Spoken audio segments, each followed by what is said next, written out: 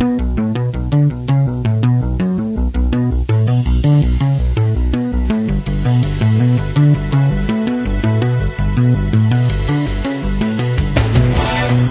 to the Prophecy Club. I was talking with my wife last night, and I said, I can remember the time, I guess it was shortly after I heard Dimitri's warning that the fall of America would start with an internal revolution started in America by the communists. And I can remember the very spot in the room. I remember I was looking at the fireplace, wasn't a fire going at the time, and this was probably back in 1987, 88, somewhere in there. I remember looking at the fireplace and thinking, I do not know how in the world there could ever be an internal revolution in America. How could that ever happen? I just don't see how that could ever happen. And now that we're swimming in reasons, it's so amazing to me that there's so much blindness in America. We don't see that we're in trouble. And that's what I want to talk to you about today. I want to talk about some things that should be obvious to the church. Even if they haven't heard of Dimitri's warning, it should be obvious that we're in trouble. But yet it seems like the band plays on, and as long as the band is playing, people are partying, never mind the fact that the lights have gone out and there's people shooting at you and people trying to cut your head off. And let me just go through a few headlines. And I just went through just a few headlines over the last, week to 10 days. But I want to point out the blindness that is on America. Listen to this headline. More quakes shake ring of fire. Now, as you recall, Matthew 24 says that one of the signs that we're in the last days is that there are going to be earthquakes in various places. Okay, I understand that people don't understand that that's one of the signs, because most Christians that do know their Bible, that do go to church, that do try to be a good Christian, most of them don't know their Bible, and they certainly don't know the prophecies. And the reason they don't know them is they don't want to know them. And if they start having a pastor that starts standing up and trying to tell them about Bible prophecy, in most cases, they tell the pastor to hit the road or tell the pastor to sit down and shut up. They don't want to hear it. But they should know that that's one of the big signs when you see earthquakes in various places. The headline says, more quakes shake ring of fire. Okay, we just had 2 massive earthquakes hit Mexico, and as I'm recording this, last number is it's in the hundreds of people that are killed. One of the articles that I didn't pull up the headline, but it said that there's many people missing in the Mexico City area. Now, either a UFO came down and zapped them off of the earth, or they're underneath concrete and steel girders someplace. And unfortunately, it's probably the second answer. It's amazing that so many people are so blind to see that we're in the last days. And I even have to say that a lot of Christians that listen to Christian radio, they're just blind. They don't want to know. Another headline, Charlottesville investigation blown wide open. Look what a camera caught right before the car plowed into the crowd. Now, of course, the article is talking about how the guy claims that someone hit his car. Well, the video shows one of the protesters hitting his car in the back of the car with a bat. And then after, he was going real slow till then, and then after then, that's when he speeded up because he was probably afraid for his life. Now, the point is this. What are we doing having large crowds in America basically in a standoff? I mean, this is like the redcoats that are lining up against the American patriots, and this is like a war, like a civil war. I mean, we're heading into an internal revolution so quickly these days, and it's from so many different angles. Here's another headline. Police identify Antioch church shooter, and it goes off to give the name. Okay, so this is not the first time. This is about the third time that we have now had people walk into a church and start shooting. They've killed pastors, many of the Christians there. I can remember the time when I was a child when that never would have even occurred to anyone. I can remember a time when you tried to drag people into a church and you couldn't drag. They didn't want to go to a church. These days, they want to go to a church, but they want to take a gun and go in and shoot and kill people. All right, then let's talk about the NFL and the people kneeling. Now, remember, this started with one guy, San Francisco, the Sodomites, the San Francisco 49ers, this one guy that's full of hate, and they say it's a black issue. Well, I don't know that it really is a black issue, and I'm not even going to talk about what the issue is today. What I'm going to point at is how come we have, now this past Sunday, over 200 players in the NFL that refuse to stand and give reverence to our nation, to those people that have fought and died in our nation, and to our national anthem that represents a miracle that God did to continue this nation. And if we had not got that miracle, maybe I should need to tell you about that, but if we hadn't got that miracle, we would have been taken over by England. We would be England. We would not be the United States of America. Many miracles kept this nation a sovereign and independent nation. Matter of fact, let me tell you the story here just off the top of the head. What had happened, England had told America that you're going to come back under our control. And if you don't, we're going to bomb you out to oblivion. And they said, you either take the flag down or we're going to start bombing. And we're not going to stop bombing until you do take the flag down. I can't remember exactly the place, but I do remember that the story was that all of the British Navy, which was in those days substantial, without question, the largest navy on the planet, and they were ordered to fire all of their weapons, their, what do they call them, cannons, all at the flag. And they had knocked the flag down many times. They had killed many people, but they kept putting the flag back up. And that's the reason when it sings the song, it says, okay, say, can you see by the dawn's light, can you see if our flag is still there? Are we still a nation or not? And so when we stand, take off our cap and put our hand over our heart, we're saying, thank you, Lord, for continuing to make America a sovereign, independent nation. And when these guys are kneeling, they think, many of them I think, are saying, I believe in black superiority. They holler about white supremacists. and I'm not saying that that's exactly what every one of them are saying. I mean, they may have several different reasons why they're doing it, but whatever the reason for kneeling, they don't understand the reason to stand is basically to be saying, thank you, God, that you have continued our nation to be a free and sovereign nation so that we can worship you.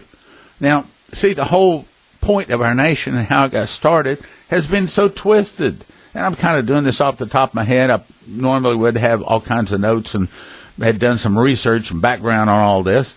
But essentially, God started, in my opinion, and there's a lot of people that say this with a lot of different reasons, the nation was started for the furtherance of the gospel of Jesus Christ. And he took it away from a lot of different people, Indians being one of them, and gave it to our Christian forefathers. So when they're trying to come against capitalism and replace it with communism, that's not really their goal.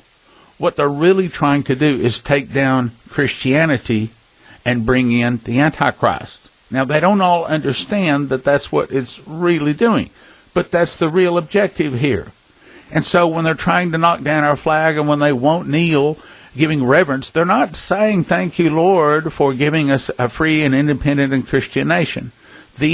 I would be surprised if any of the people that refuse to stand and put their heart over their chest in reverence to what God has done in this nation, I would be very surprised if any of those people that are kneeling are Christians. Now, not that they are kneeling saying, I don't believe in Jesus, but you see, it's a spiritual battle. That's what's really going on. Let's go to the next headline. President Trump threatens Kim Jong-un in a tweet. Okay, we've talked about that several times. And so many people think, oh, well, Kim Jong-un in North Korea, he's just crazy. And I've said on the radio several times, maybe he's not crazy. Maybe he does have a button with his finger on it that we don't know about. Maybe he does have something that can really put America into a lot of hurt. Maybe the international bankers have come behind our backs and gone to him, and maybe they're encouraging him to stir up trouble. Proverbs says that when the ways of a man are righteous and please the Lord, then he makes even his enemies to be at peace with him. And right now it seems like, and I think that Trump is actually doing his best to keep us a sovereign, independent, and as much of a Christian nation as possible, though he may not totally understand that that's what he's really doing. What they're really doing, these really are the days of Elijah. Remember, God told me that, an audible voice. These are the days of Elijah. We really are in the days that is it's such a battle between darkness and light, between Christianity and communism, between capitalism and communism, between is Jesus Lord or are we going to bring in the Antichrist? So when it says President Trump threatens Kim Jong-un in a tweet, it's like no matter what Trump does, there's somebody there criticizing him. He, in a lot of ways, represents our last-ditch effort to try to remain a Christian nation. And I believe that we're right around the corner. I don't think it's too far until America falls. And when America falls, we're going to be looking at a lot of really big, bad, painful things. You remember that Salvaredge says three things are going to happen next year. He says the gospel of the kingdom is to be preached. This begins, he says, in 2018. And martyrdom and persecution. And the third one is separation of the sheep from the goats. And I talked about that a lot in another broadcast, so I'm not going into much detail. Go back and listen to those broadcasts at prophecyclub.com. But essentially, when it says the time has now come for the gospel of the kingdom to be preached, associated with that is miracles and persecution. Then the second thing he says comes in 2018 is martyrdom and persecution. I don't have to tell you what that is. That tells me that some degree of falling of America has already taken place for martyrdom and persecution to begin in our nation. Now, I guess you could call the guy that goes into the churches and shoots up and kills Christians, I would assume that they're probably going to be martyrs in heaven. And then the third part is separation between the sheep and the goats. We're seeing that because the people, in my opinion, that I cannot imagine a Christian that loves the Lord that would take a knee when he's at an NFL game and refuse to give reverence to the last and final Christian nation that God has raised up to be a Christian nation, to try to be a light to the rest of the world. So I'm afraid that we are in the closing months of greatness for this nation. And I think that Donald Trump is trying his best to try to, like with leaving scratches and claws, trying to hold on to keep this nation going. It seems to be falling fast. Headline, Manafort Trump wiretaps, worse than Watergate. Okay, so can you imagine a time when a candidate is running for president and he's wiretapped by the former president and his associates in an effort to keep him out of the White House and in an effort to try to cause him to lose the election? Essentially, that's what we're talking about. Headline, Obama's top spy suddenly changes story about wiretapping Trump, meaning that now people are beginning to come forward and say, yeah, Obama wiretapped Trump. He did it. And it was all about politics. Oh, if we only knew the truth. Headline, has Trump been vindicated for his wiretapping accusation against Obama. So apparently Obama and his associates really did wiretap Trump. Again, that may not ever be proven this side of judgment, but that's probably what really happened. Headline: a very painful transition period for humanity is coming as the elite try to salvage a broken system with universal basic income. You know what they're talking about? Universal basic income? Well, that would mean that communism has finally come to America in the fullest. That's saying that everybody on the planet, or the nation, whichever this universal basic income is applied in, everybody at least gets a paycheck.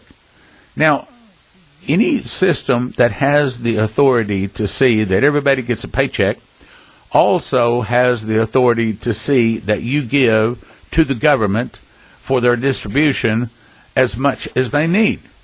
That's what communism is, and if you like that, you can look at the Soviet system. You can look at what's going on in Venezuela now. That's not the way it's supposed to be. Matter of fact, let me tell you a little story. We're not real close to Thanksgiving right now, but here's how Thanksgiving actually came about. And it was a number of years ago when I read this story, but it came from authoritative sources. What happened is the Mayflower came over here, and the people got off the Mayflower, and that first year they decided, we're going to do like they did in Acts chapter 1. We're going to make all things common. Well, the problem is a lot of them starved to death, froze to death, and so they said, okay, the next year we're not going to do it that way. If you want to eat in the fall, plant in the spring. If you want to eat in the winter, plant in the spring. And we're not going to be sharing any food with anybody. If you want to eat in the winter, you plant in the spring. No sharing of food. And the harvest was so bountiful, because everybody knew that they had to produce, that they decided to thank God, and they had Thanksgiving. They had a day of Thanksgiving, and that's where it really originated from. Meaning that if God had wanted America to be a communist nation where they had all things in common and they just shared around as they needed, then he would have prospered that. But instead, he did not give his blessing on that. And instead, our nation is supposed to be set up to be a capitalist nation, basically, as Paul said, those that do not work shall not eat. It's not difficult to understand what that's saying. Yet, that's what they're pushing on us. Now, why are they pushing this? Because these are the days of Elijah. These are the days when they want to take down the last Christian organization, i.e. the last Christian nation on earth, and make us a communist nation. Because when they can do that, then they can move into the next step, which is persecution. And unfortunately, I think that America is not too far away from seeing this persecution. Next headline. Senator John McCain delivers a potentially fatal blow to GOP effort to repeal Obamacare. I did not read this article on the air, but again, I have several people, many of you listeners, thank you out there, send me various articles, various information. If there is anything happening out there in the world of Bible prophecy, somebody someplace sends it to me. Thank you very much, you people out there. By the way, my email is askstan@prophecyclub.com, askstan@prophecyclub.com. And then we also have a friend of mine that is a researcher. He sends me anywhere from 10 to 20 emails a day on newspaper headlines around the globe that all deal with Bible prophecy. Matter of fact, most of these headlines probably come from him. Anyway, one of these particular articles came to me, and it was said that George Soros was financing John McCain. Ever since I heard that, probably a year and a half ago, I've taken care to watch and to kind of follow John McCain and what he does. And it certainly, based upon my limited information, appears that he may be right. Seems like John McCain seems to be on the wrong side of just about everything. And, of course, if you look at the other people voting against Obamacare. Now, am I for Obamacare? No. No, as a matter of fact, I don't think that they're, and by the way, you might not agree with what I'm about to say. Matter of fact, my wife and I agree on almost everything, but there's a few things we don't agree on, and this is one of them. She thinks that the government should be having at least some kind of basic care for people that need some kind of health care. And yeah, I understand that, but I also am one that believes if you want to eat in the winter, plant in the summer. And if you want to have health care in your old age, then set it money aside in your younger years. So I'm not a real fan of having any kind of government health care. In my opinion, it is a form of communism to a greater or lesser degree. Now, please forgive me if you disagree with that, because understand, I'm not Jesus. I don't know everything, and I may be getting that wrong. Maybe to a certain degree, there needs to be some kind of government help with people. Anyway, it's a difficult topic. Next headline. 45 national security experts to Trump.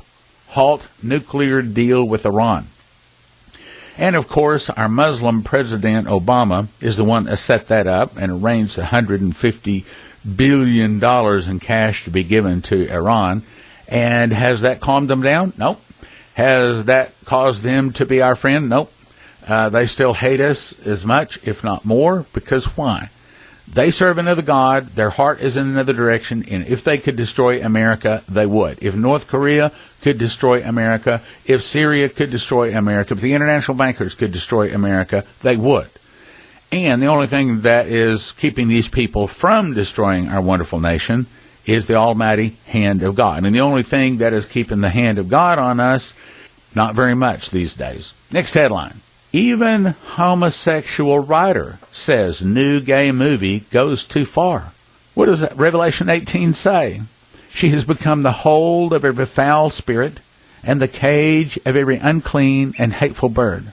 America has become such a filthy nation, and homosexuality is really, it used to be kind of a big part of it. It's a small part of the things that are wrong in our nation now. I mean, we got bigger problems than that with North Korea and Iran. And, I mean, North Korea is now saying that basically America has declared war on them, and they're getting ready to start shooting down our airplanes. If they shoot down one of our airplanes or even shoot at it. Oh, man. You see, I mean, we could be in a world of hurt really, really fast. Headline. Trump imposes new sanctions on North Korea. Administration seeks to rally support for confronting Pyongyang. I think that North Korea has someone, international bankers or communists or someone, behind them, pushing them, financing them, guiding them, directing them. And North Korea is doing everything it can to stick a finger in the eye of Donald Trump and America. And I don't see a happy ending there. Headline. Hostility to religion surged 133% in the last 5 years of Obama's presidency. Well, that doesn't surprise me a bit, because as we move into the days ahead, there's some really bad times coming for Christians because we have turned from our God. As I mentioned, I have memorized the book of Revelation. Well, the easy part was memorizing the book of Revelation. The hard part is re-memorizing the book of Revelation, because I have a wonderful hard drive in my head that has an automatic delete feature, and that it starts leaking out. Just because I could say it a couple of months ago doesn't mean I can say it today. Matter of fact, I have to tell you something kind of funny. Okay, so I decided Friday night at our Bible study, I asked everybody, I said, hey, how about if I practice saying some of my quoting Revelation, and they said, yeah, okay, but don't just do it here. Actually go up behind the pulpit. Really? Yeah, I said, okay. So I walked up behind the pulpit and began to quote Revelation, and I discovered that when I stood up, my mind sat down. I discovered that all of a sudden a lot of those verses were missing. So what I've had to do is go to actually quoting standing up. It seems like it's a whole new world when I stand up. Well, okay, there's actually been a benefit to that, and that's the point that I'm trying to get to. So I have been going through and quoting through the book of Revelation standing up. And here's what I've discovered. I've discovered a deeper understanding in the Scriptures. Now, since we're talking about this, let me just bring one of the other deeper understandings I ran across. Revelation 13:5 says, "And there was given unto him a mouth speaking great things and blasphemies." Okay, that means that the Antichrist is going to be saying all kinds of bad things about Jesus, the Bible, people of the Bible, Christians, and the Christian church. Then in verse 6 it says, "And he opened his mouth in blasphemy against God, to blaspheme his name and his tabernacle and them that dwell in heaven." So the Antichrist is going to say all kinds of bad things about the Bible and Jesus and Christians and everything. This is the point that I wanted to get to, though. "And it was given to him to make war with the saints and to overcome them." And I believe that to be a war of words, not just a military war. I believe it will be military, but also a war of words. To overcome them, and power, this is the important part, and power was given to him, meaning the Antichrist, over all kindreds, tongues, and nations. He does get a world government with him at the top of it. We know that. However, "And all that dwell upon the earth shall worship him, whose names are not written in the book of life of the Lamb, slain from the foundation of the world." Then it goes to a warning where he says, here's the patience and faith of the saints. And what is he saying in that warning? He says, if you turn someone over, you're going to be turned over. If you kill with the sword, you're going to be killed with the sword. That's not the way it's worded. It says, "He leadeth into captivity shall go into captivity. He that killeth with the sword must be killed with the sword." So the point is here, the Antichrist is going to start a war with Christians, a war with words. He's going to start saying all kinds of bad things against Christians. And when America falls, we're going to see that. And brothers and sisters, it may not be but just a few more years before we begin to see that. I mean, Salvarez says 2017 is supposed to be war in Israel. 2018, there's supposed to be these three things happen, and I talked about earlier. And that's all part of a mouth speaking great things, where he's going to start talking bad about Christians. We've already begun to see that in some of the movies, but it's nothing compared to what is about to hit. So in point, I think these days we can see the internal revolution is starting, or has started, or is very close to starting. And these days I think everyone will agree, yeah, there's a great division in America.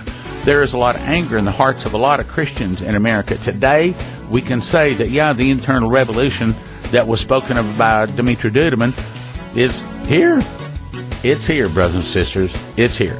Thank you for listening. Thank you for your prayers. And thank you for your gifts of support. God bless. Now, from the Prophecy Club, some exciting opportunities for you. I'm the next speaker at the Prophecy Club. I memorized the book of Revelation, and in the process, God gave me 12 awesome revelations. Jesus is not the primary message of Revelation. What is? My biggest revelation, what is the morning star? Who are the two witnesses? The final answer to the rapture question. Definitive proof that America is in Revelation. And what is America's future? 7 signs to spot the Antichrist early. When does the New Jerusalem arrive? Are there 1 or 2 judgments? The surprising final plague on earth. October 14th and 15th, Saturday evening, 7 p.m., Sunday morning, 9 a.m. at the Prophecy Club, 2540 K Avenue in Plano. That's October 14 and 15, Saturday evening, 7 p.m., Sunday morning, 9 a.m., Spirit of Prophecy Church, corner of Park and K in Plano. No charge. It's on Revelations on Revelation. See you there. Order your copy of the DVD at prophecyclub.com. The number one killer in most emergency events, surprisingly, is drinking contaminated water. Being able to scoop water out of the puddle and filter it may save your life. I drink all of my water filtered through a Crown Berkey. Now, it's a gravity filter filtering down to virus levels. Contaminated water in the top gives you drinking water out the bottom. It's what the missionaries use. There are 7 Berkey options from 1 to 8 filters. Order them at prophecyclub.com. Be sure and order 2 to 4 extra black filters as backup. That's prophecyclub.com or 785-266-1112. Berkey water filters.